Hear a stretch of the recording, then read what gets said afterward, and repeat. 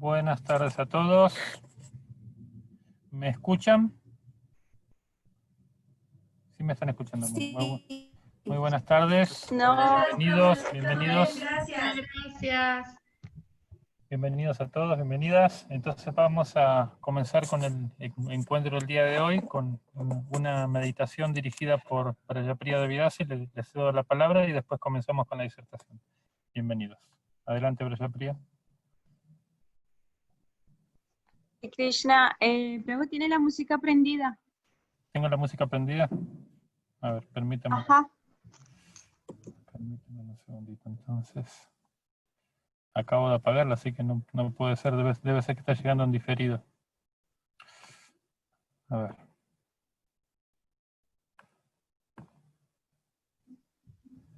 Quedó resonando en el éter. Porque Sigue prendida. A ver, un segundito. Voy a parar el... A ver. ¿Ahora? Sigue prendida. ¿Ustedes la escuchan también?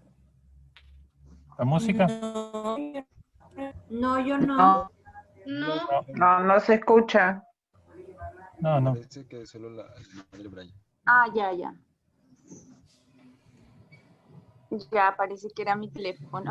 Perdón. Era su teléfono. Hare Krishna, bienvenidos a todos. Bueno, vamos a iniciar recordando un poco. No sé si me escuchan todos. Sí. ¿Está bien? Ah, bueno, vamos Sí. a recordar un poco. ¿Perdón?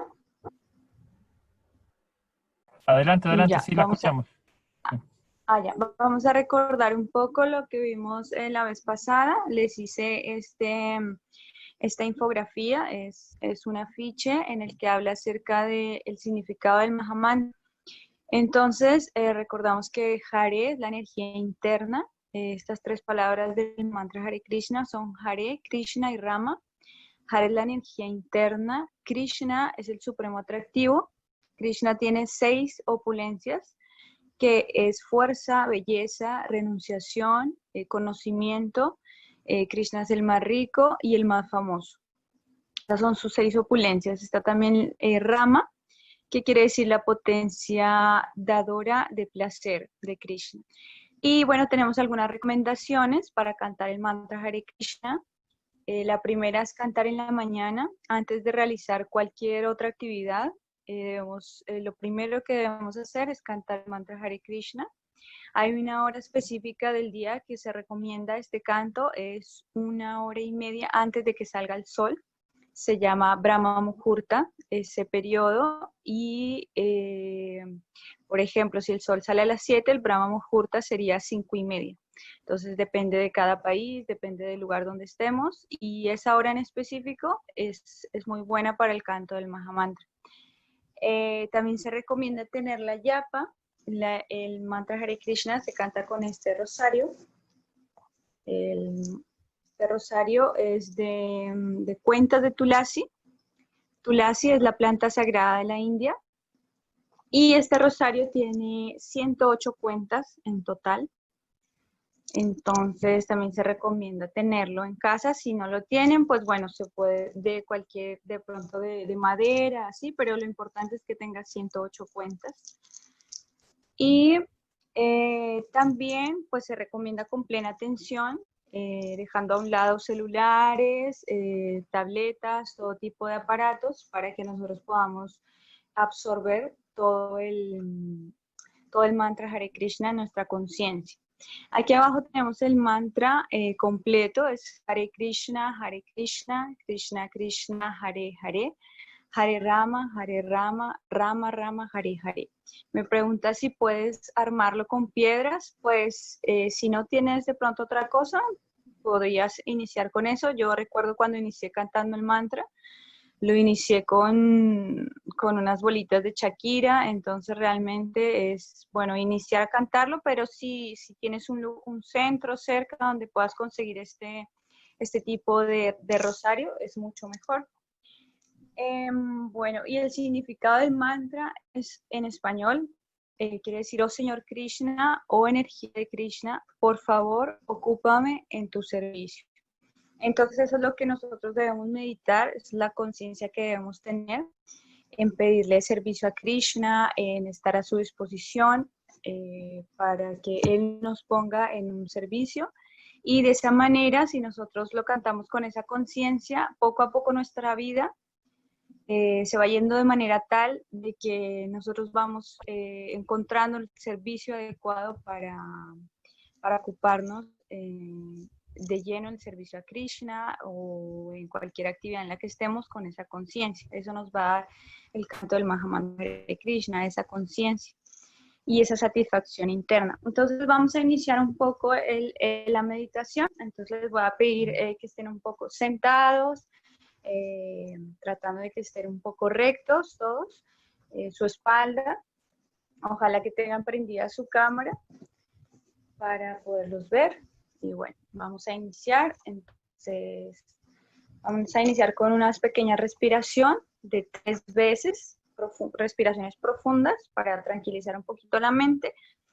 Y vamos a iniciar. Respiro profundo por la nariz. Inhalo. Retengo 3 segundos. 1, 2, 3. Exhalo por la nariz profundamente.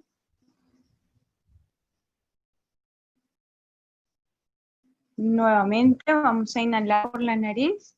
Inhalo profundo. Retengo 1, 2, 3 y exhalo nuevamente por la nariz hasta vaciar todo mi estómago. Nuevamente vamos a ser conscientes de cómo el aire entra a nuestro cuerpo. Inhalo.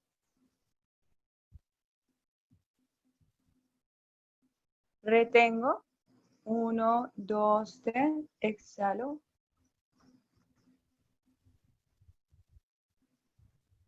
Ahora vamos a hacer la meditación cerrando los ojos y pensando en esto en el significado del Mahamantra Hare Krishna.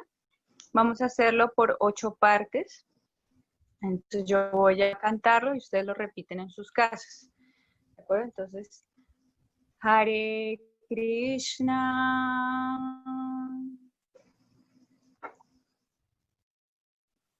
Hare Krishna.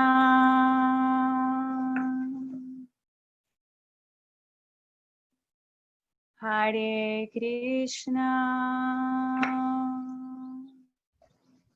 Estas son las 2 primeras palabras.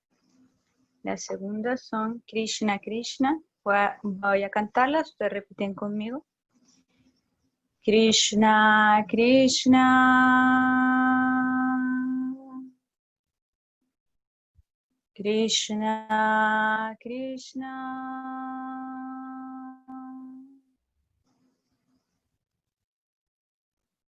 Las siguientes. Hare, Hare.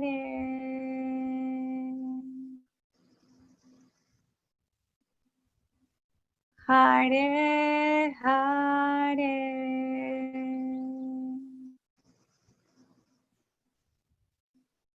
La siguiente es Hare Rama.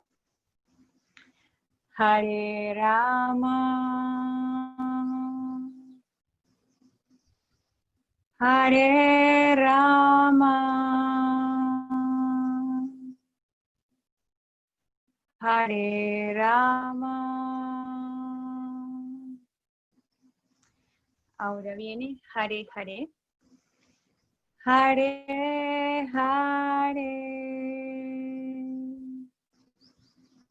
Hare Hare.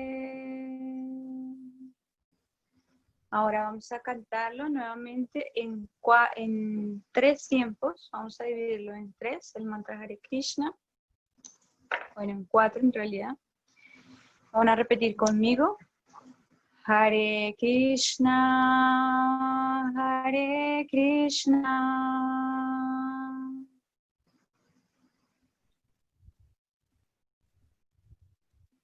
Krishna, Krishna, Hare Hare.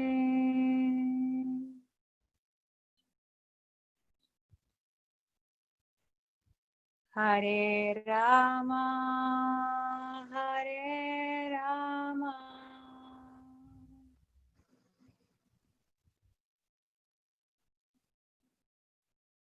Rama Rama, Hare Hare. Muy bien, vamos a hacerlo nuevamente. Vamos a pensar, sentir en este significado del mantra, que es: oh Señor, por favor permíteme servirte, permíteme ser tu instrumento. Vamos a hacerlo nuevamente en 4 partes. Hare Krishna, Hare Krishna,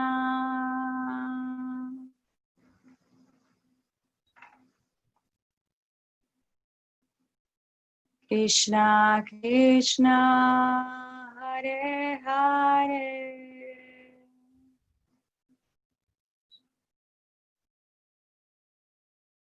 Hare Rama, Hare Rama,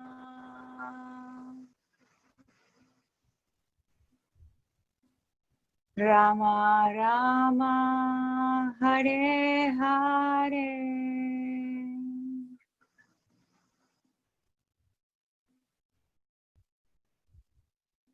Muy bien.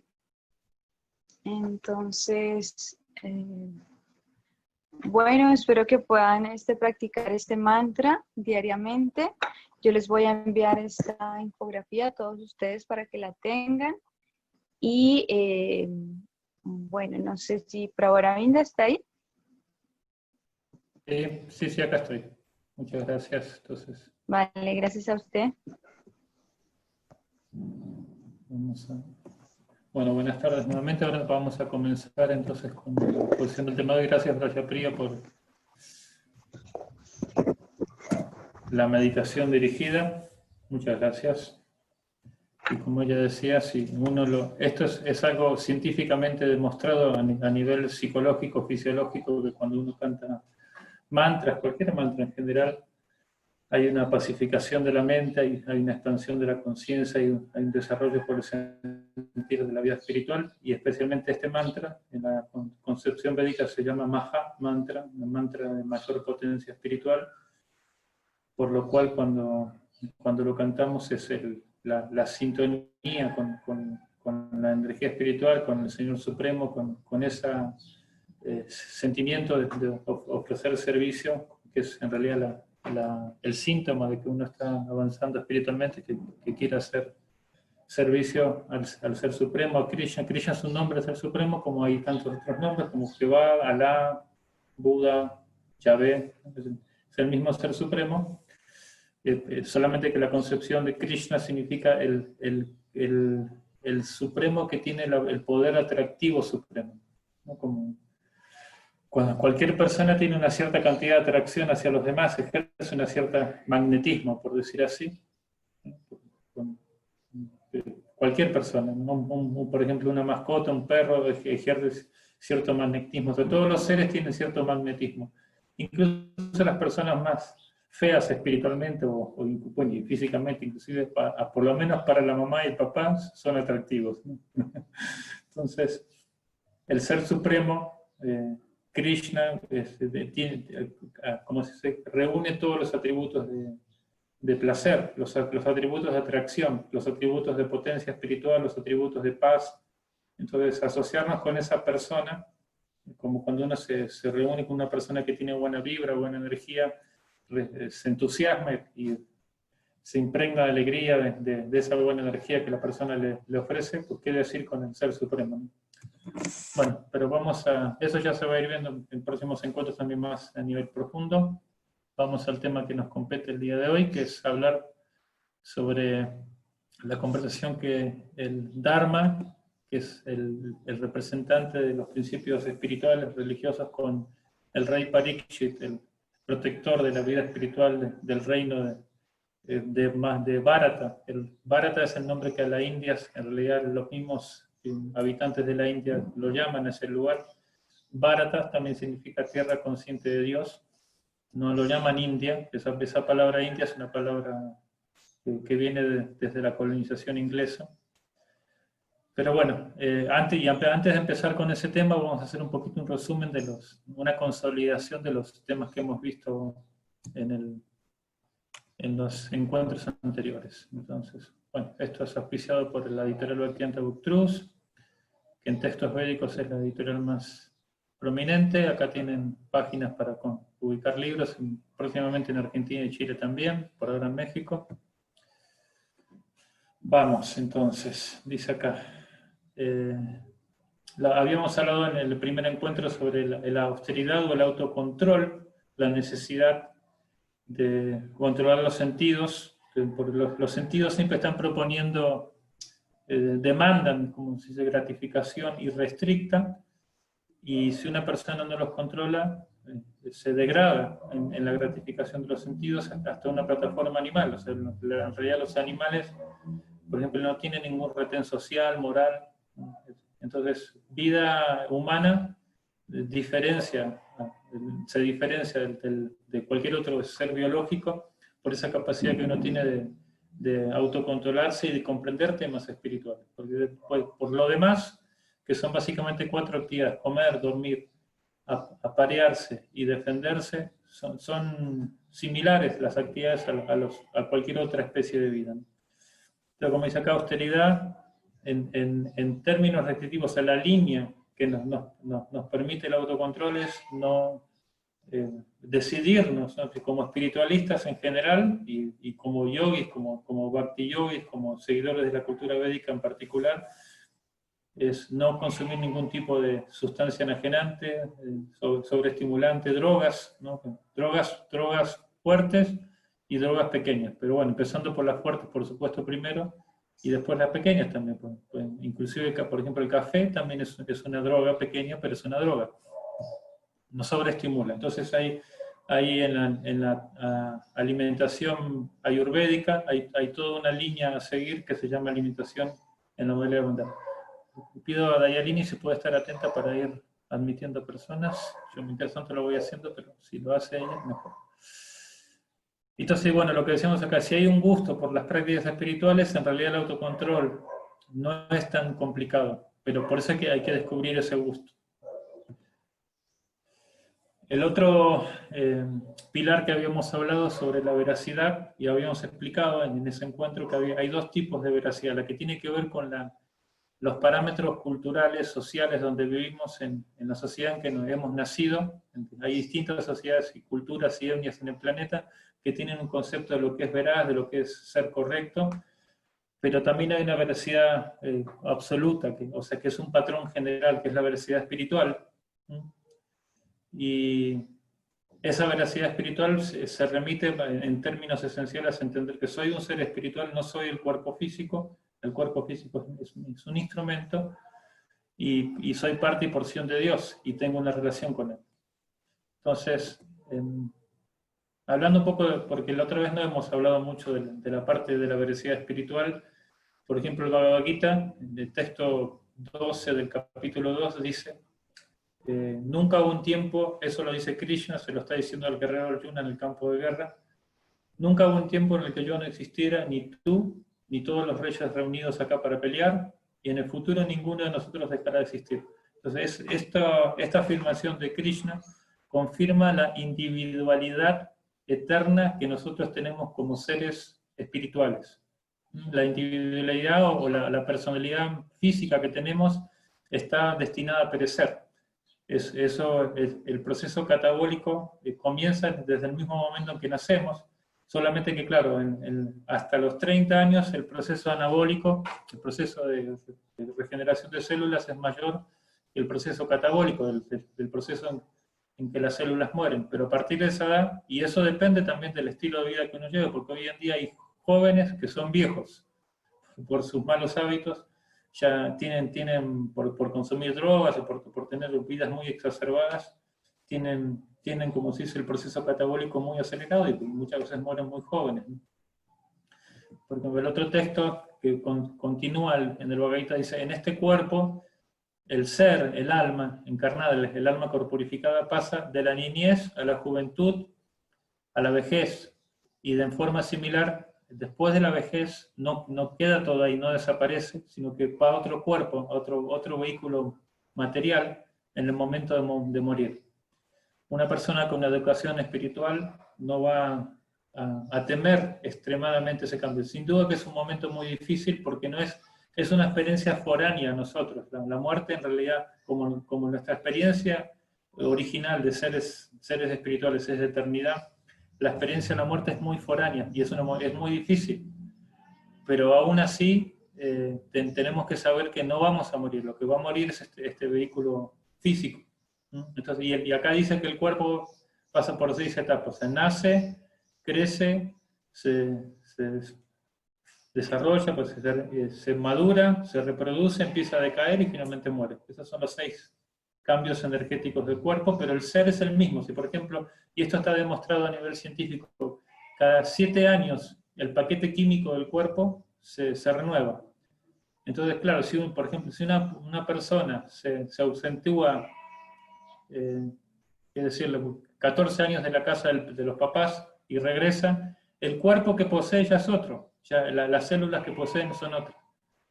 Y probablemente la psicología también cambió, pero aún así a esa persona los padres la reconocen como el mismo ser. ¿Qué es lo que es lo mismo en realidad? Porque el cuerpo cambió y la mente también cambió. Lo que es lo mismo en realidad es el ser espiritual.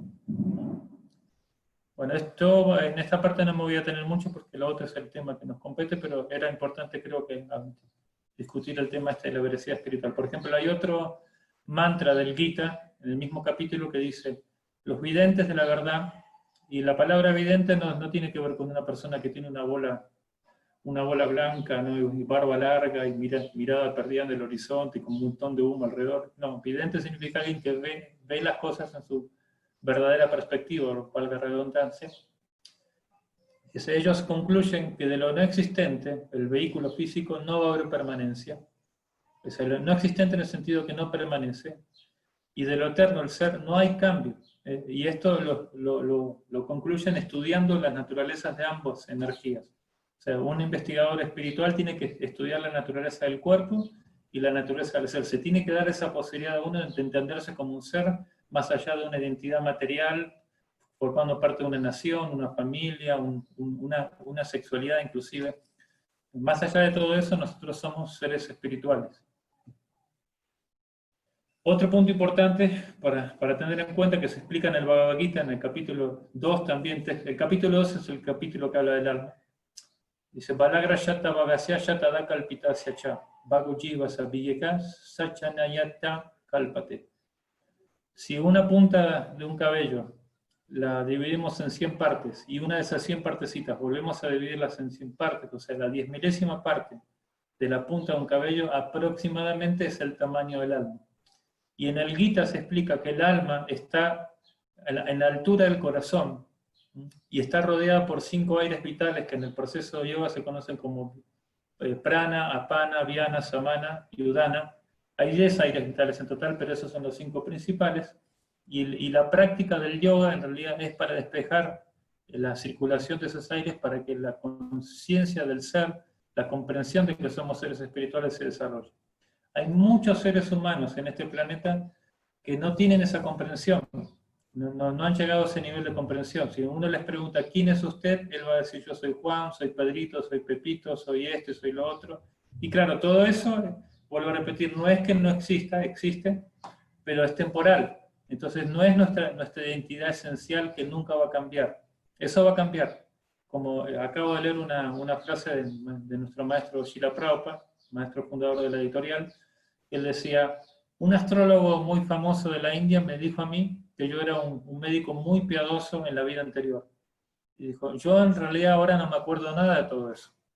Puede ser que sea verdad, puede ser que no, pero eso muestra que cuando ocurre la muerte, el proceso de olvido ocurre también concomitante a la muerte.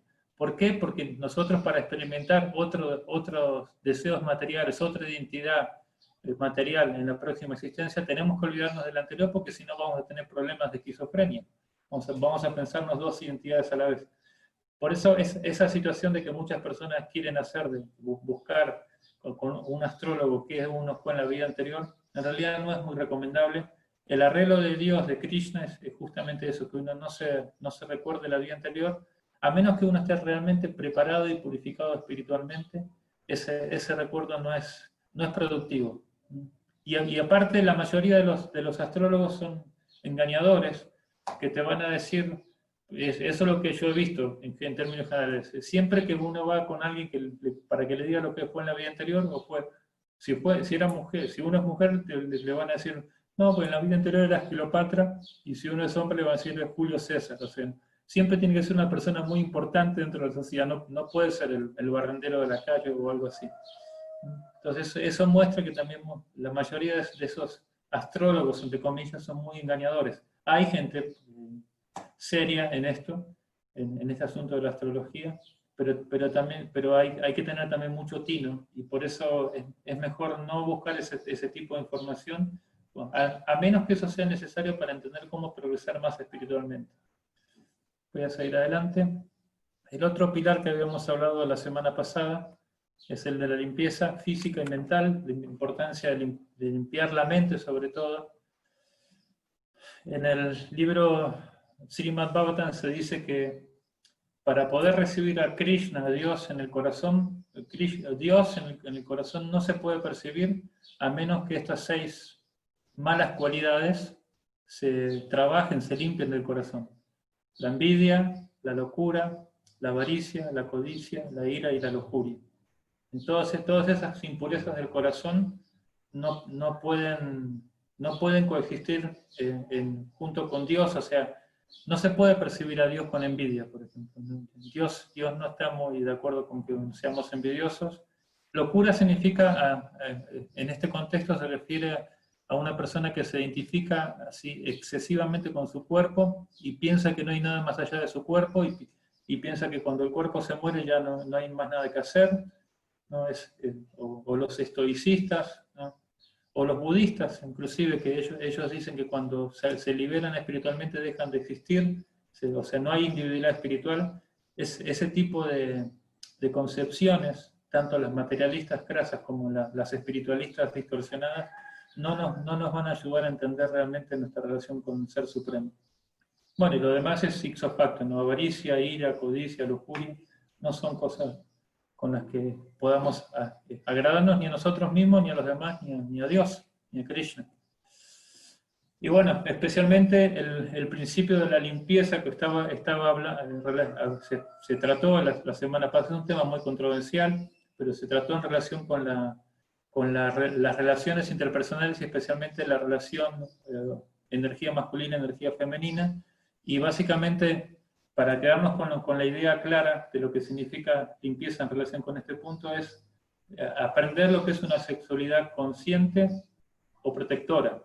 Una sexualidad donde el hombre va a asumir su responsabilidad de darle un entorno a la mujer de protección para que se desarrolle como un ser pleno, que sea una mujer con posición fuerte en su vida personal, en su vida familiar, en su vida social, y la mujer aporta elementos muy, muy importantes que son la suavidad, esa parte emocional que es más propia del género femenino, que hace que también las relaciones se desarrollen por el lado amoroso.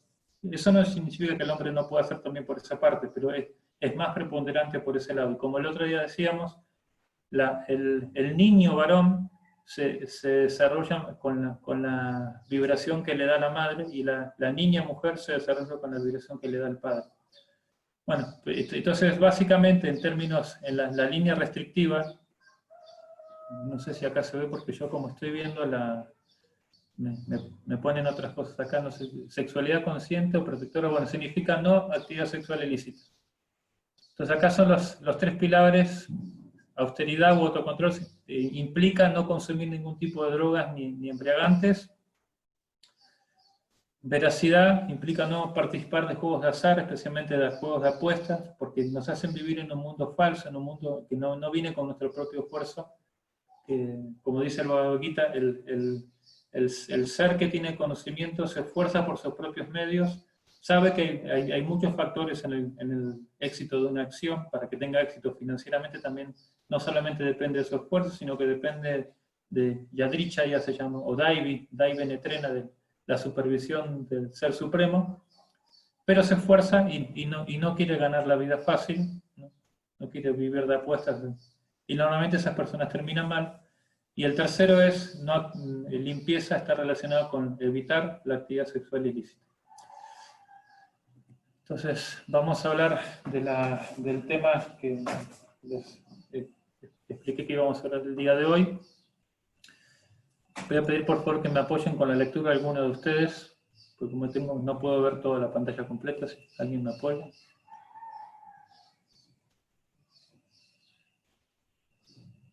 ¿Quién dijo yo? ¿Alguien que prenda su micrófono? Buenas tardes, Hare Krishna a todos. Gracias, Prabhu. Adelante, Ruth. Gracias. El Maharaja Pariksit repentinamente le habló y le preguntó al toro lo siguiente: oh hijo de Surari, ¿quién te ha cortado las 3 patas? En el estado de los reyes que obedecen las leyes de la suprema personalidad de Dios, Krishna, no hay nadie tan infeliz como tú. Gracias. ¿Hasta ahí? Yo ya le voy diciendo. Ahorita volvemos con el otro. Gracias. Entonces, esta historia se narra en el Srimad Bhagavatam, que es el estudio de posgrado del Bhagavad Gita, y es un libro muy bueno porque está lleno de historias justamente que hacen que la enseñanza sea mucho más didáctica para el ser humano, para que pueda entender con ejemplos prácticos de la vida de los seres que estamos en este plano, cómo entender la espiritualidad. Entonces, bueno, el rey Pariksit era el último descendiente de los Pándavas, de los reyes piadosos que se narran en el Mahabharata, de donde viene el Bhagavad Gita, y él estaba andando por el reino y de repente vio a un toro que tenía 3 de sus 4 patas rotas. Estas 4 patas representan los 4 pilares de la espiritualidad. Nosotros ya vimos limpieza, austeridad y veracidad. Nos queda misericordia, que eso va a ser la próxima semana. Entonces, bueno, él vio que 3 de sus 4 patas estaban rotas. La única que no estaba rota era la veracidad. La misericordia, la limpieza y la austeridad estaban rotas. Y él inmediatamente, como rey protector, como líder político correcto, espiritualista, quiso castigar a la persona y él sabía quién era, se llamaba, bueno, ahora vamos a ver, Kali. Entonces él le pregunta, a ver, adelante, Ruth. O quien quiera, pues sí, vamos con Ruth. Sí, gracias, Prabhu. Oh toro, tú eres inofensivo y totalmente honrado. En consecuencia, te deseo todo lo bueno. Por favor, háblame del que ha perpetrado estas mutilaciones, las cuales amenazan la reputación de los hijos de... ¿Cómo se pronuncia, Prabhu? No veo, así que no puedo decirle. No importa, lea como dicen. No se preocupe. Gracias. Prita, ok. Gracias. Bueno, sí. Estas son las limitaciones de la cibernética, ¿no?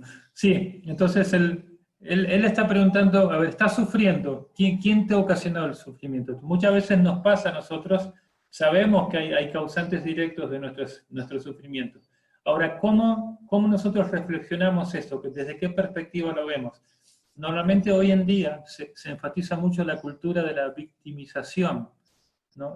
A nivel individual, a nivel social, inclusive pues, una etnia contra otra etnia, y eso es en realidad un detrimento en nuestro crecimiento personal, en nuestro desarrollo como seres espirituales libres y responsables. Yo como muchas veces les digo a los jóvenes que me toca guiar así más de cerca, por favor, no anden de víctimas por la vida. O sea, si esos patrones psicológicos no fueron debidamente orientados en su seno familiar, que es como el lugar donde uno nutre todas sus concepciones buenas, o sea, correctas o incorrectas, generalmente es ahí.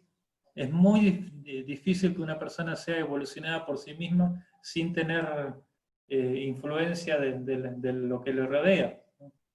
Es muy difícil. Hay personas así que gestionan las cosas de una manera muy evolucionada, incluso que sean cosas difíciles, pero en general es así. Entonces, si nosotros estamos acostumbrados a que cuando alguien nos ataca, directamente también contrarrestar ese ataque con otro ataque, o ver a la persona directamente como el culpable, no vamos a dar con el punto que vamos a ver qué dijo el toro ahora. A ver si alguien más quiere leer para darle también oportunidad a otra persona. A ver si prendan su micrófono. No importa si leen mal el sánscrito, no se preocupen, está casi todo en español. Yo pregunto. Adelante, Jimena. Respuesta de Dharma. oh tú, el más grande entre los seres humanos. Es muy difícil determinar quién es el malhechor específico que ha provocado nuestro sufrimiento, ya que estamos confundidos con todas las diferentes opiniones de los filósofos teóricos. Gracias. Entonces sí, el toro inmediatamente, que es Dharma en realidad, es el semidios representante de la religión, vive en planetas superiores y él adoptó esa forma de toro para llevar a cabo esta enseñanza, básicamente.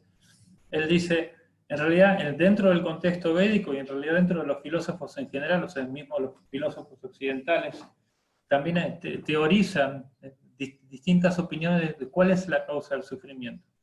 Normalmente, la mala orientación que hay de la vida espiritual hace que la gente, incluso la gente religiosa, desarrolle esa idea de que Dios es castigador, que Dios es malo y que la culpa la tiene Dios. Entonces, por ejemplo, hay un mantra del Bhagavad Gita que dice eso, ¿no? Que Nadatet Kashachipapanna Chaiva Sukritam Vibhu. Capítulo 5 del Bhagavad Gita dice así: el Ser Supremo no acepta, él no acepta, Nadate significa eso, no acepta la responsabilidad del papam. La palabra papam se refiere a pecado en el idioma sánscrito, ni chaiva sukritam, ni tampoco acepta la responsabilidad de las cosas buenas que hace la persona. Eso es responsabilidad de la misma persona. Hay una ley que se llama karma, una ley que intuitivamente las personas en cualquier sociedad y cultura entienden que hay cosas correctas y que hay cosas incorrectas. Básicamente, el perturbar la libertad de los demás, el poner en ansiedad a los demás por mi propio egoísmo, eso es un mal karma, es un acto pecaminoso. Y las cosas buenas que me pasen y las cosas malas que me pasen, tiene que ver con mi responsabilidad, ¿no? Pero entonces hay muchos filósofos teóricos. A ver, por ejemplo, continúe Jimena.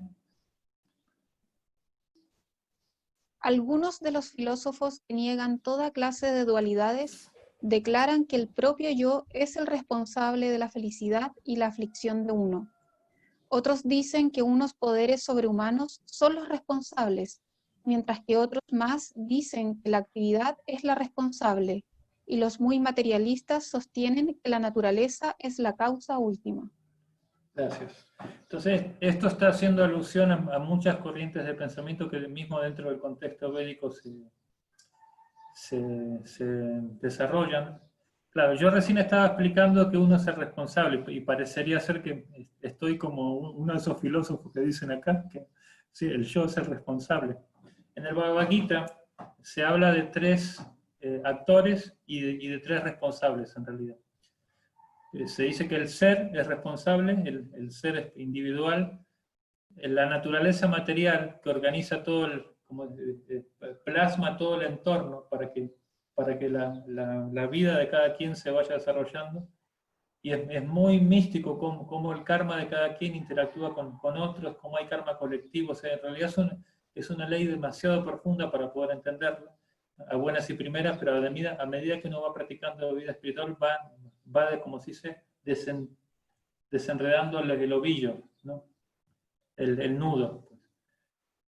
Bueno, otros se enfatizan más en que son los semidioses, los seres sobrehumanos, seres superiores, los responsables. Por ejemplo, algunos le echan la culpa a los regentes cósmicos cuando hay regentes cósmicos. Eso es un hecho. No podemos desdecirlo, quizás nosotros no lo podemos ver, pero eso es una mala aplicación epistemológica, el querer desarrollar un concepto de verdad porque el globo ocular mío lo ve o no lo ve. Eso es lo que decía Santo Tomás de Aquino. Si no lo veo, no lo creo. Pero eso no es correcto, porque por ejemplo el átomo nosotros con el ojo no lo podemos ver. Eso no significa que no exista. Entonces, cuando yo voy a una ciudad y veo que hay un sistema de vialidad, por ejemplo, ¿no? Que hay semáforos, calles que van en una dirección, calles que van en otra, casetas o lugares de peaje para pagar el impuesto, todo eso, yo no puedo decir que surgió de la nada. O sea, bueno, más bien podría decirlo, pero eso sería una locura, ¿no? Entonces hay regentes en la ciudad que son los que, por ejemplo, los regentes de la vialidad, hay gente que organiza la vialidad, hay gente que suministra la luz, el departamento de energía eléctrica, hay un grupo de personas que suministran el agua. En forma similar, el universo no funciona así de la casualidad, Y no es como un parque de diversiones grande donde yo voy y disfruto y no tengo ninguna responsabilidad para con nadie. Maltrato a la naturaleza, maltrato a los animales, maltrato a las plantas, y pienso que todo, como las teorías espirituales antropocéntricas dicen, todo está hecho para imagen y semejanza del hombre, para que el hombre lo explote, haga de eso lo que se le ocurra. No, eso no es correcto, eso es completamente egoísta, son conceptos egoístas infiltrados en organizaciones espirituales, no es correcto. Entonces, hay seres responsables que ellos otorgan los resultados. Por ejemplo, si alguien no paga los impuestos de la luz, los organizadores los de la luz te van a cortar el suministro de luz. En forma similar, cuando no hay sol, por ejemplo en Londres, ¿no? En Londres es muy difícil ver el sol, y eso significa que hay un karma colectivo de todas esas personas que algo han hecho para recibir esa infortunia de no poder ver el sol constantemente. Acá donde yo vivo hay sol para tirar para arriba, como quien dice. Después hay otros que le dan más valor a la activa, se llaman filósofos karma mimansas. Ellos dicen, si hay un ser supremo o no lo hay, no nos importa. Lo que nos importa a nosotros es el correcto deber. El deber es mucho más importante que Dios. Entonces ellos olvidan un factor sumamente importante y superior al factor del karma, que es la voluntad inalienable y la voluntad suprema del Señor Supremo, que trasciende las leyes de la naturaleza. O sea, una vez una señora me preguntó, una señora adventista del séptimo día me preguntó, ¿ustedes cómo lo ven a Dios? Entonces yo le respondí con una pregunta, ¿usted cómo lo ve a Dios? Entonces ella me dice, yo lo veo a Dios como el justo supremo. O sea, si yo hago algo bien, el ser supremo me corresponde con lo que me merezco, y si hago algo mal, me castigan. Entonces me dice, ¿y qué opina usted? Y bueno, en un sentido eso es correcto, pero hay un principio superior, le dije, señora, que nosotros aprendemos que... Y le dije, el Señor Supremo es el injusto supremo. Cuando le dije así, la señora se abrió los ojos y ya se quería poner a pelear conmigo. Dice, ¿cómo está ofendiendo a Dios? Digo, no, a ver, déjeme terminar. El asunto es que la misericordia del Señor no está regida por la justicia, porque si Él, para dar misericordia, tiene que evaluar nuestra balanza de lo que hicimos bien y lo que hicimos mal, pues nosotros no podríamos recibir misericordia, porque la mayoría de las veces hemos sido personas malas, ¿no? Entonces, el poder de misericordia del Señor Supremo es mucho mayor, y si nosotros aprendemos a conectarnos con ese canal, entonces podemos trascender también nuestras limitaciones karmáticas. Pero mientras que nosotros solamente queramos ser devotos de la justicia, claro, y por supuesto que en un colectivo social tenemos que ser muy, muy conscientes de lo que es correcto, de lo que es justo, y aplicar la ley como corresponde, pero yo estoy hablando del trabajo interno, más que nada, ¿no? Que si yo quiero realmente evolucionar más rápido de lo que mi karma me permite, necesito subirme a una energía superior, y esa energía superior se llama la misericordia del Señor Supremo. Entonces hay distintas teorías, ¿no? Y el toro,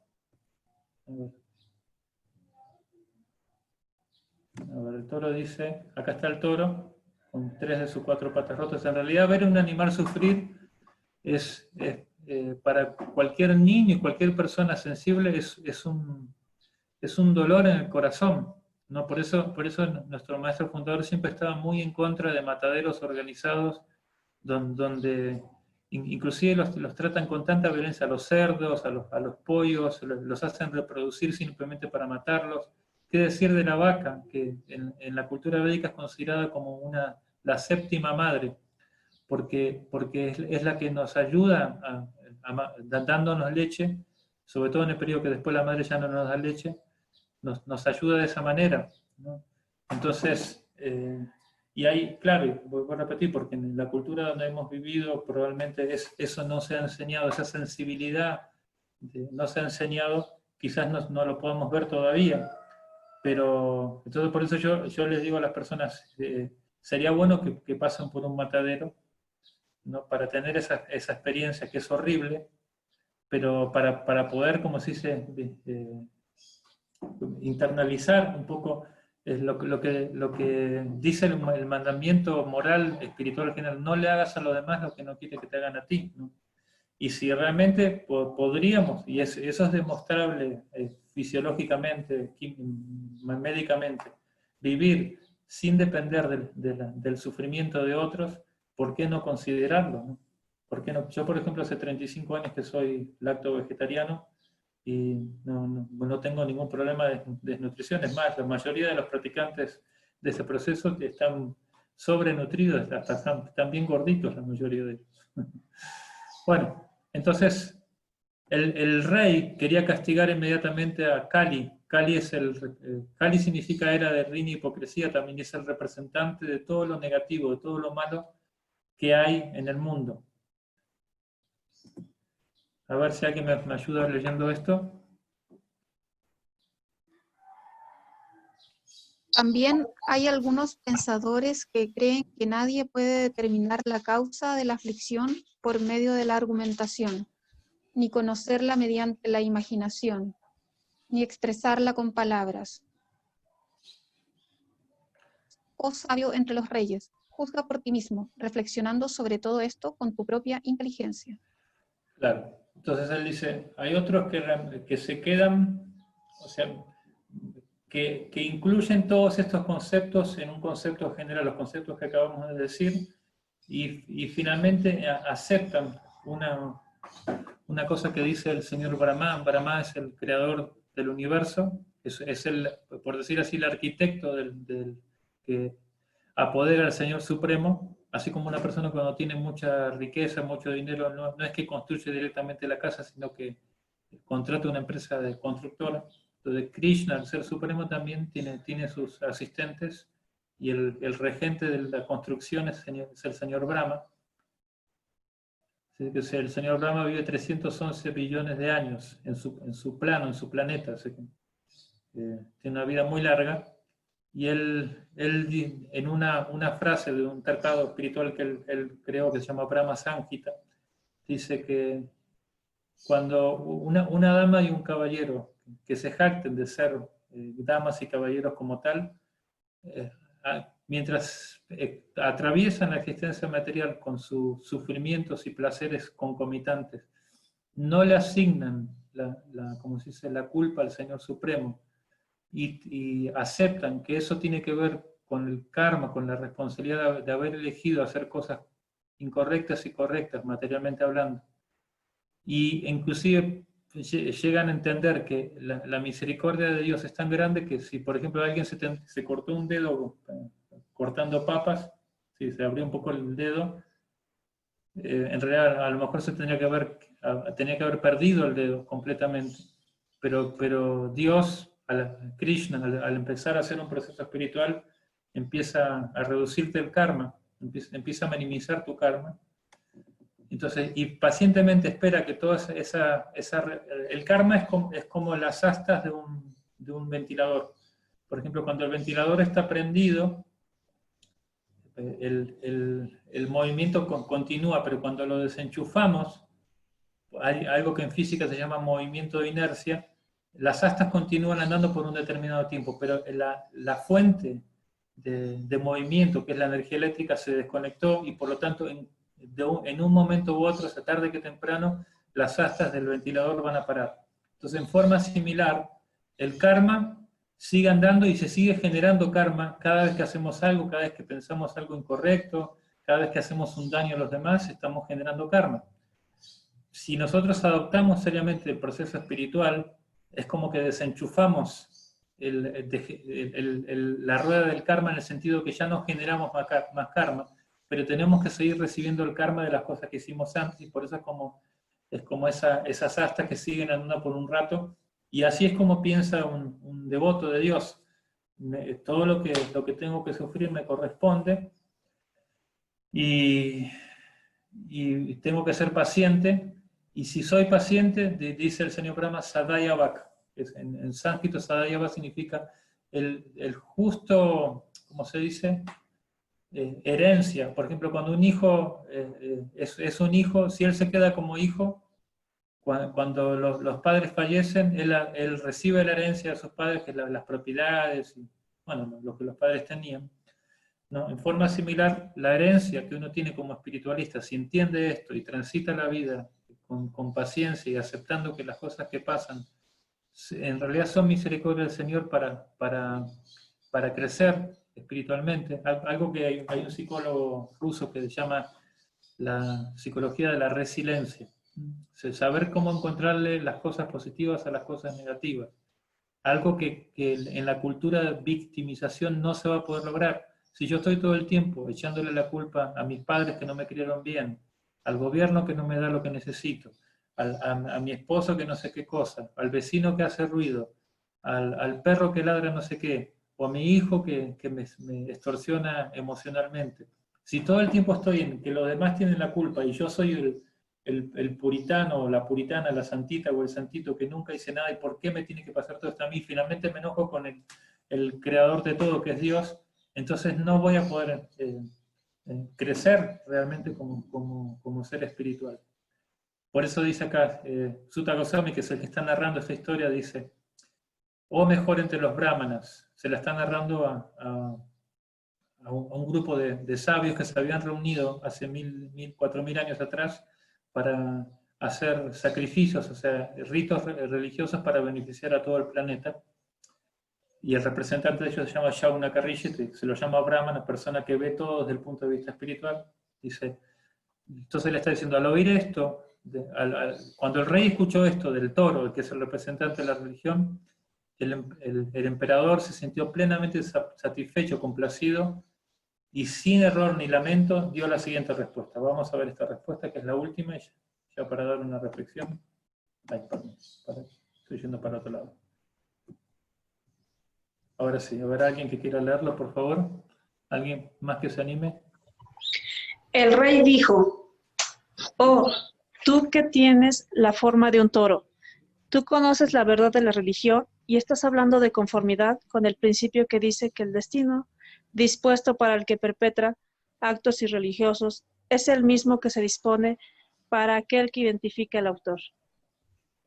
Tú no eres otro que la personalidad de la religión. Muchísimas gracias. Qué conclusión tan profunda que está dándonos el rey de la exposición que dice el toro. Imagínense, el toro está con 3 o 4 patas rotas, podría quejarse de la vida, podría echarle la culpa a todo el mundo, pero no, él le dio una vuelta de rosca a la situación y entendió algo más profundo. Y entonces lo que está diciendo acá él es algo que, por ejemplo, los filósofos griegos, Sócrates decía esto, que cuando alguien, por ejemplo, si alguien te agrede y tú vas en la misma dirección, entras en el círculo karmático con esa persona.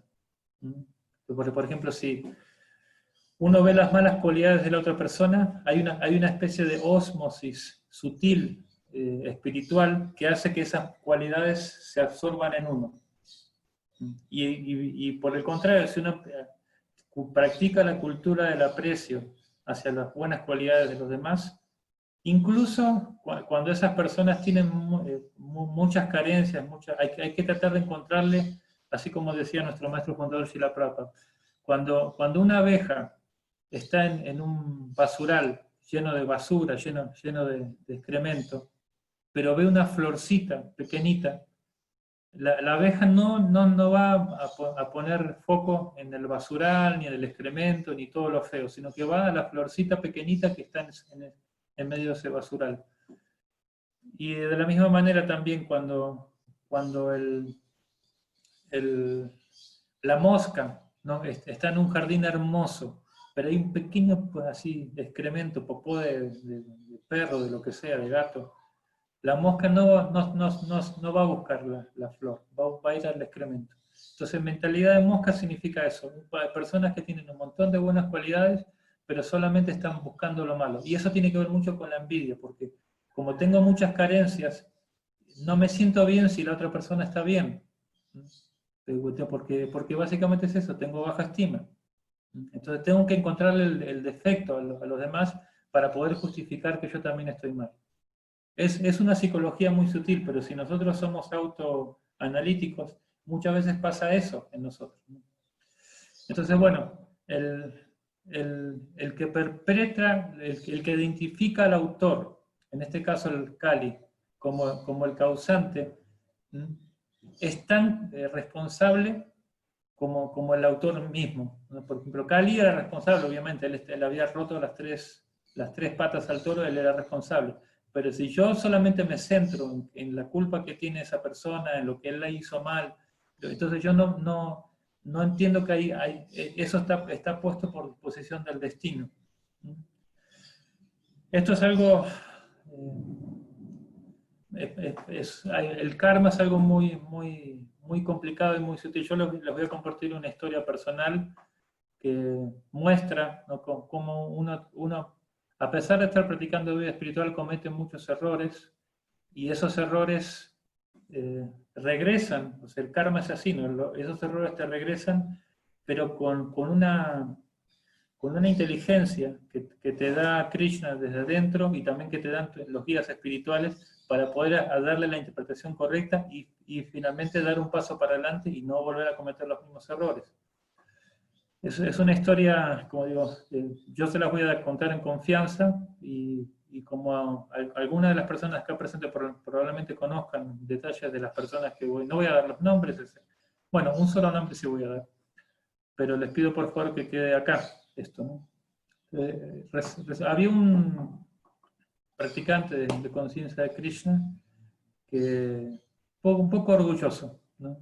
Tenía, pues ahí, como hacemos ahí, también tenemos que ser objetivos y saber, bueno, que las cualidades buenas y las cualidades que tienen que mejorar los demás, pero el asunto es cómo a nivel emocional nosotros nos vinculamos con esas observaciones, ¿sí?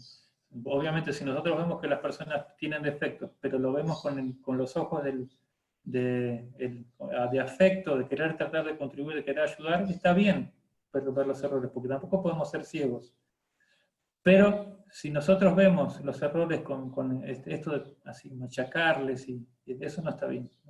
Bueno, pero bueno, básicamente el punto es ese, de que siempre tenemos que tener mucho cuidado de tratar de ser espiritualistas y no ser devotos de la justicia más que devotos de la misericordia. Porque muchas veces pasa eso, somos muy devotos de la justicia, ¿no? Que hay que aleccionar a esta persona, mira lo malo que es esta persona, y eso hace que el corazón de un espiritualista se confunda o se oscurezca. Entonces, y también es este asunto de hablar de Dios como el castigador, de que te vas a ir al infierno y todo esto, como se dice, arruina la atmósfera devocional que el ser humano, la humanidad en general, debe desarrollar para crecer en su relación amorosa, natural, sana con Dios, ¿no? Entonces es otra cosa que también nosotros a los guías espirituales tratamos de pedirle, por favor, no presenten a Dios como el malo supremo, como el del tenedor que te pincha cada vez que haces algo malo, y que te va a hacer el infierno eterno si no estás en este proceso religioso, o cosas así. Eso es completamente incorrecto y completamente detrimental, y bueno, por eso tenemos un gran trabajo también que hacer a nivel educacional espiritual para mostrar otra perspectiva, la perspectiva real, que Krishna es el ser más misericordioso que hay, y que lo que nos pasa a nosotros es como digo, esto que a mí me pasó y que yo pude dilucidar con mis guías espirituales y con la ayuda de Krishna también, es para que uno crezca espiritualmente, y así cualquier cosa que nos pase, situaciones difíciles, enfermedades, como yo le contaba a mi prima Teresa, que creo que está por acá en la reunión ahora, pues el embajador de la India una vez vino al templo de México, y su nieta había nacido, y él es devoto de Krishna. Entonces dijo en su discurso, cuando algo bueno pasa en la cultura que yo aprendí, la cultura védica, la cultura conciencia de Krishna, hay que agradecerle a Krishna. Pero dijo después, pero cuando algo malo pasa, también hay que aprender a agradecerle a Krishna. Eso malo que está pasando no es malo, uno lo ve malo, pero es crisis curativa, es proceso de crecimiento. Es muy difícil cuando uno vive en carne propia una situación verlo así, pero por eso tenemos que tener ayuda de espiritualistas y de filosofía correcta, como este toro, que era un filósofo, ¿no? En realidad era Dharma, el representante de la religión que entendía las cosas en su perspectiva correcta. Bueno, entonces ahora Voy a poner la pantalla para verlos a todos y a ver si alguien quiere hacer una pregunta. Alan, ¿estás ahí levantando la mano o estás haciendo ejercicio? Ah, solo haciendo ejercicio. Bienvenido, Alan. Primera vez que participa. ¿Alguien quiere hacer un comentario o pregunta? Hola, Aravinda. Yo, ¿Quién es? Juan Pablo. Ah, Juan Pablo, adelante. A ver, Dale. ¿qué te veo? ¿Sabe que hace 2 semanas usted nombró a 2 personas que son de acá del mismo lugar que yo, Neuquén? Sí. Y bueno, yo estoy hace poco como en este camino y la verdad es que me siento muy identificado. Y leyendo el Bhagavad Gita, como que en muchos momentos nombra esto de leerlo y de la práctica devocional, como hacerla, que sea compartida, que sea con otras personas que están como, no sé si en el mismo camino, pero que apuntan hacia el mismo, que tienen el mismo faro que está iluminando. Y yo quería saber si yo me podría poner en contacto con estas personas. Claro, están acá, se llaman Mariana y Diego. Buenísimo, no sabía. Hola Mariana y Sí. Diego. A ver. Yo te paso, mira, yo te voy a dejar el contacto, yo los conecto con, bueno, si quieren acá escribirse sus WhatsApp y si no yo los conecto después, como gusten. Okay. Pero sí, qué bueno. Está bien, ¿no, Diego? Perdón, yo estoy diciendo algo. Sí, no hay problema. Hare Krishna. Muy bien, buenísimo. Qué bueno, me alegro. Entonces acá... Yo tengo una consulta, Aravinda, no sé si me escuchan. Sí, yo escucho. Con respecto a la veracidad, que es la pata que quedó en esta era de Kali, y como la gente se comporta hoy en día, ¿cómo se ve esto de la veracidad? Es la veracidad en lo espiritual, no en la veracidad en lo mundano, digamos.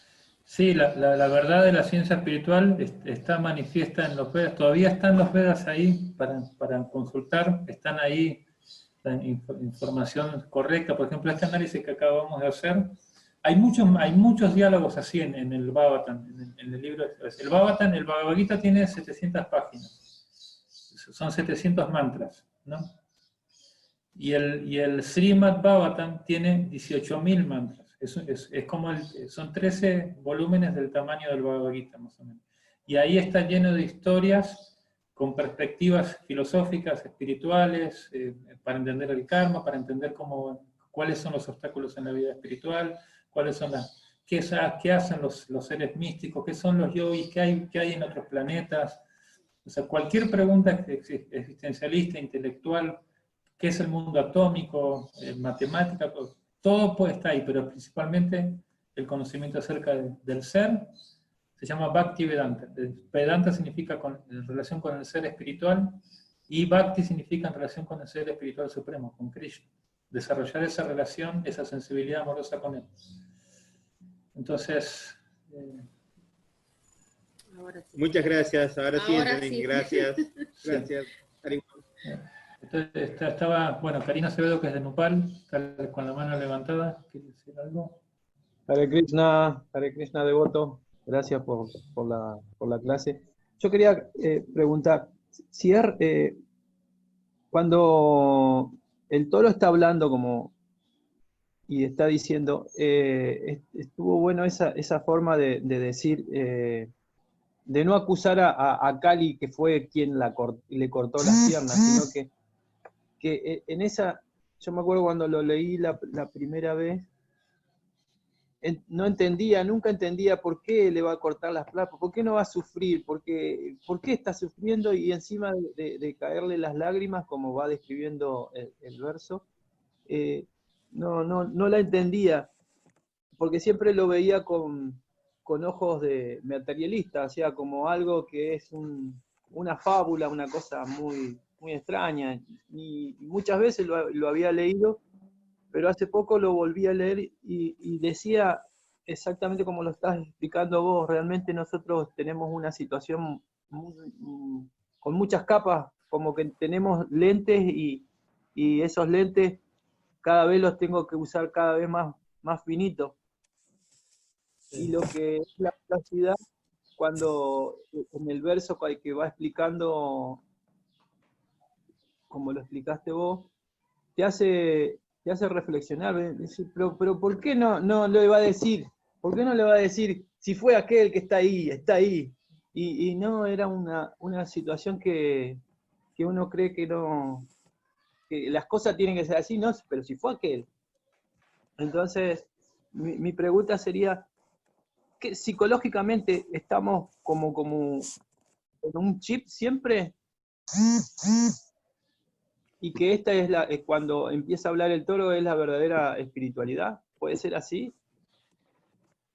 Sí, nuestra psicología está en la dualidad, se llama esto, ¿no? Bueno, malo, lindo, feo, calor, frío, estamos en el mundo de la dualidad. Y, o sea, a ver, esta forma de interpretar las cosas tiene que ver con lo que le pasa a uno, no con lo que le pasa a los demás, ¿no? Por ejemplo, si yo estoy ocasionándole una ansiedad a alguien, no voy a pensar, pues es el karma de él, sí, es la forma en que el Señor Supremo le manda su crecimiento personal, que cuanto más sufre mejor, total. Yo soy, como decís, estoy haciendo un bien público causándole daño a los demás o ansiedad a los demás. No, eso no es así. No, pero cuando algo nos pasa a nosotros, tenemos que ir muy, muy profundo para adentro y, como dice el Bhagavad Gita, no te san yatata yuktanam vayata priti purvakam. Dadami buddhi yoganda. Krishna dice, si alguien está consagrado realmente a hacer servicio y crecer espiritualmente, la inteligencia espiritual yo se la doy, ese discernimiento, yo se la doy por medio de estos libros, se la doy por medio del maestro espiritual, ¿no? O sea, hay muchas maneras en que las personas nos enseñan, inclusive personas ordinarias, a veces Krishna las ordinarias en el sentido de que no tienen esta preparación espiritual, gente que no está dedicada a las vidas espirituales, en ese sentido, no quiero ser peyorativo, ¿no? Nos dicen una cosa que nos hacen ver, ay, pero sí tiene razón, ¿no? Como esta persona me la está mandando Dios, me la está mandando Krishna para yo ver las cosas de otra manera. Tantas veces, ¿no? A mí me ha ocurrido eso, ¿no? Personas así que te dan muy buenos consejos, ¿no? Entonces, en ese humor, en esa actitud, ¿no? Las cosas se ven en la verdad. Porque me acuerdo en Costa Rica, una devota, ella estaba pues con un cuadro de artritis, ¿no? Una señora ya de edad. Entonces ella me dice que tiene una orientadora de Reiki, y claro, no es devota de Krishna, pero es espiritualista. Entonces le dijo, no reniegues de tu enfermedad, le dijo, ¿no? O sea, claro, estamos con las terapias, tanto alópatas como naturales, hay que tratar de superar esas cosas. Pero si finalmente, después de hacer todo el esfuerzo, las cosas siguen igual, no reniegues. Eso es algo que Krishna, ella le decía, la señora de Reiki le decía a la devota, es algo que Krishna, Dios te está mandando para que tú aprendas a tolerar y ser devota, ser sirviente en cualquier circunstancia, ¿no? Eso es como amor incondicional también. Como digo, esa posición es una posición muy madura, que es poco a poco, o sea, no es que se va, tampoco podemos hacer así como algo artificial, ¿no? Y decir de un día para el otro ya somos santos, ya tenemos la perspectiva correcta. Mismo Arjuna, después de haber sido instruido en el Bhagavad Gita por Krishna, tenía la perspectiva correcta, pero cuando comenzó la batalla, muchas veces en el medio de la batalla, él, como decimos nosotros en nuestra terminología, se caía en la mente, ¿no? Se confundía, ¿no? Sí, perdía la perspectiva y otra vez, entonces, eso es lo que significa educación espiritual, ¿no? Por ejemplo, cuando tienes un hijo, el hijo, claro, hay una cosa acá que en educación, la cultura punitiva es muy fuerte, ¿no? Se castiga mucho el cometer errores. Y por eso a veces los niños después no quieren aprender porque esa cultura punitiva es muy fuerte, ¿no? Entonces, el error es parte del aprendizaje, y en la vida espiritual, el maestro espiritual, que es como el padre espiritual, también entiende eso de esa manera, ¿no? sabe que nosotros no, como decía una devota, uno a veces quiere ir así directo a Krishna, quiere hacer todo para ir directito, pero la vida te pone por acá, por acá, por acá, vas para arriba, vas para abajo, vas para un costado, te lleva para... Porque así es la vida, la vida que significa crecer como un ser espiritual, trae sus vericuetos, trae sus complicaciones, pero de eso se trata, ¿no? Aprender, y no hay mal que por bien no venga, y no hay situación que no se pueda superar si hay la correcta, como se dice, interpretación, la correcta perspectiva. ¿Está bien? Entonces ese ejemplo es extremo, claro, el toro con 3 patas rotas, sufriendo, todo sangrado, tiene adelante la persona que se lo hizo, viene alguien que está listo para castigar a la persona que lo molestó, y él, en vez de decir, fue él, lo agarró por otro lado porque quería dejar esa enseñanza.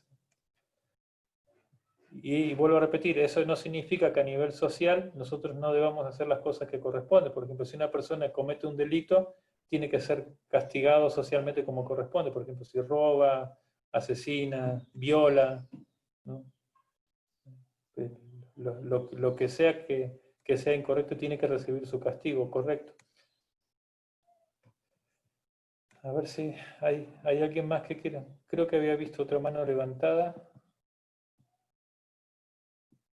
Con confianza, como decíamos, ¿no? Acá no es que todo el mundo tiene que pensar igual, cada quien si piensa de otra manera puede expresarlo, y no hay cultura punitiva acá. Si somos un grupo de Hare amigos. Krishna. Sí, Jimena. Yo le quería pedir si usted podía, por favor, hacer un resumen de los 4 principios regulativos en comparación con las 4 patas que Sí. están rotas, esta historia. O sea, las 3 patas rotas y la que queda ahí. Sí, Si lo la puede, que queda ahí medio tambaleando. Sí. Exacto, si puede como hacer esa analogía y asociar como cada pata a cada principio. Sí, la veracidad está vinculada con el correcto.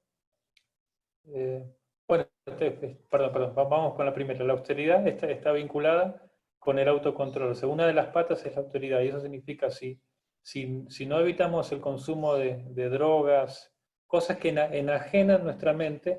Claro, hoy en día, ¿qué pasa? O sea, ¿dónde radica todo el problema? Es que como desde niños nosotros no hemos tenido una práctica espiritual que nos hace sentir un gusto espiritual, como somos almas buscadoras de placer, que eso es algo normal, pues todo el mundo quiere ser feliz, que nos proponen placer en el plano de los sentidos. Y claro, hay una forma de tener placer en los sentidos que está en la modalidad de la bondad, que es lo que los yogis recomiendan. Hay una forma de tener placer en los sentidos en el plano de la modalidad de la pasión, y hay una que es en el plano de la modalidad de la agradación o modalidad de la ignorancia. Entonces, el usar los sentidos y darle placer a los sentidos de una manera bondadosa, de manera natural, está bien. Pero exacerbar, el agitar los sentidos para que sientan placer, eso es lo que nos desvía de la austeridad. Y como decíamos, si hay un gusto por la vida espiritual, hay una experiencia que yo puedo ser feliz con otra cosa que con él. ¿Qué pasa hoy en día? Por ejemplo, a los chicos, esto es algo que psicológicamente es así, ¿no? Yo cuando tenía 13, 14 años, como los chicos que estaban conmigo fumaban, yo compré la idea de que para ser una persona así cool, ¿no?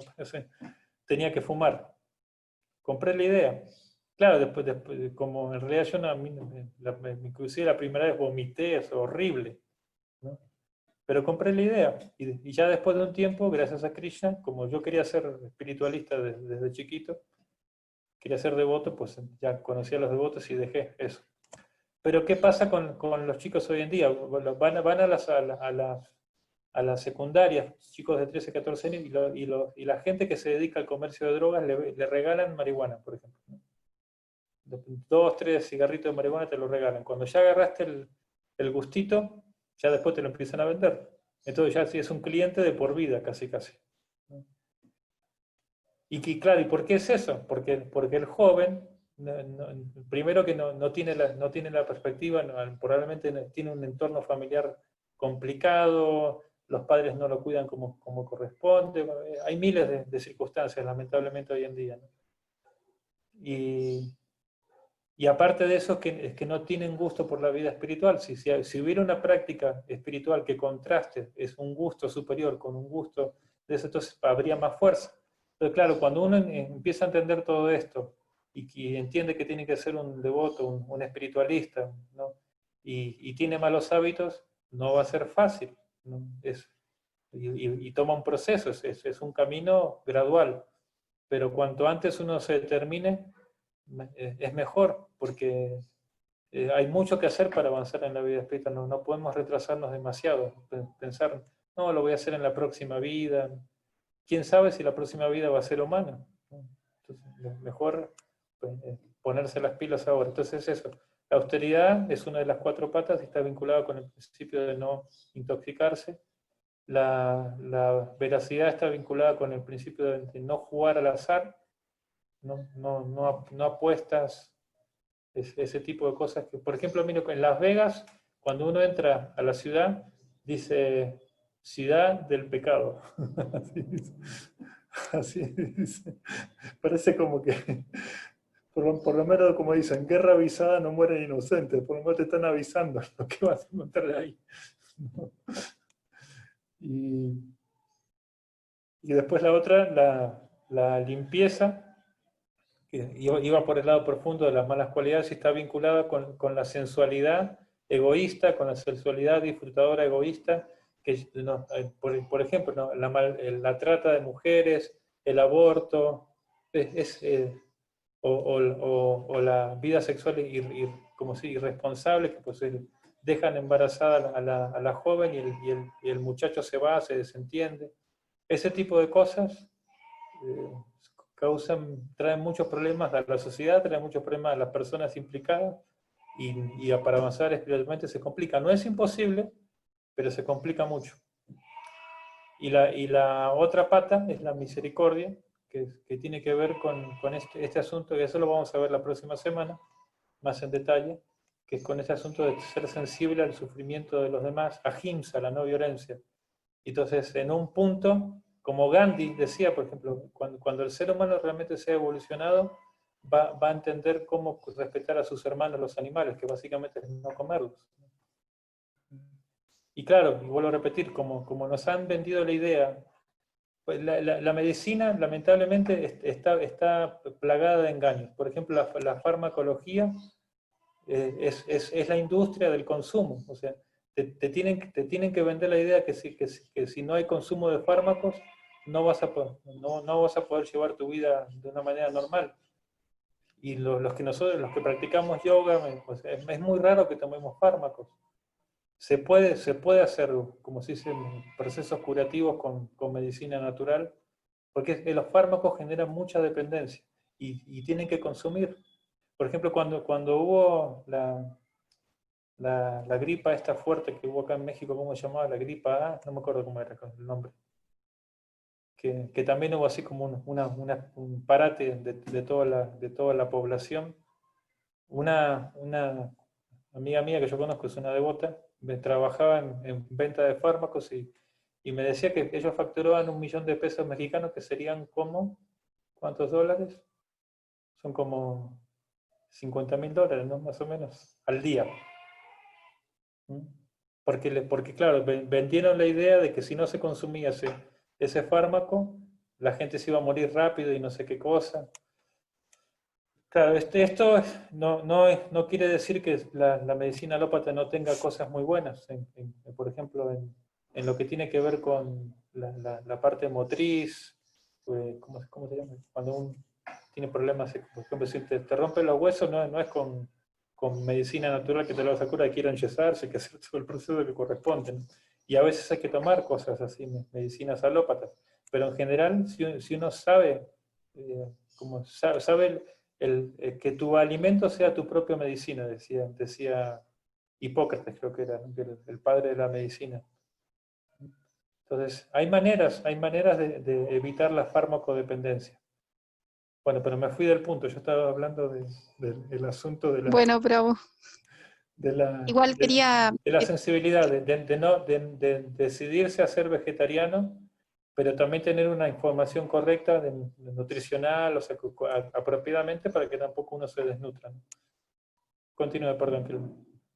bueno, le quería agradecer también por lo que compartió con el grupo de su experiencia, y bueno, también hacer un comentario personal con respecto a algo que usted acaba de decir de los fármacos, que para que tampoco se vaya a malinterpretar en el grupo, que si hay alguien que está tomando fármacos porque tiene una enfermedad crónica, Claro, o hipertenso, diabético, tampoco significa lo que yo entiendo que usted está diciendo, que hay que dejar los fármacos de hoy porque escuchamos en una clase que no hay que tomar fármacos, como que todo es un proceso gradual, y que claro, hay muchas enfermedades que se pueden manejar sin fármacos, pero hay otras que sí lo requieren. Entonces, para que no quede como en la sensación en el grupo de que, de que la indicación es, bueno, los devotos que practicamos yoga o algún tipo de meditación, no enganchamos con nada, y si nos recetan algo,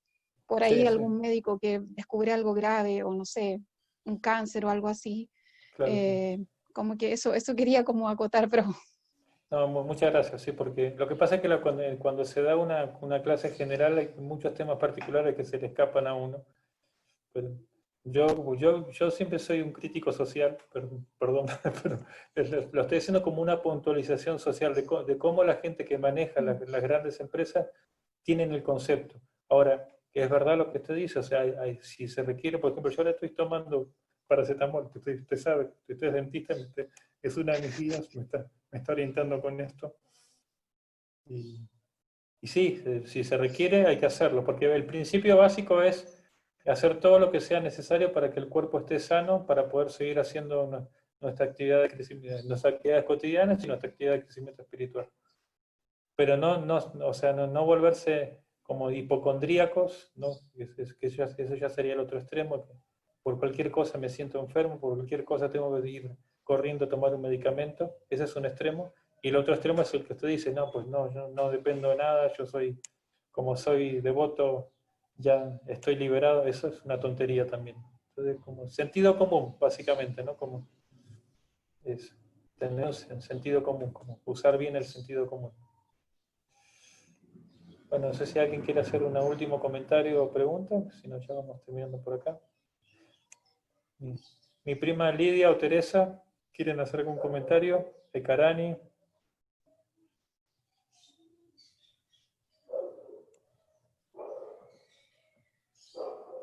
Alan, que llegaste por primera vez al encuentro, ¿tienes algún comentario?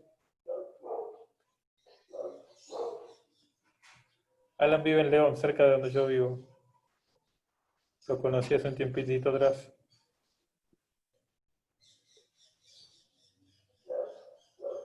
Leo, mi sobrino, ahí tengo muchos familiares acá.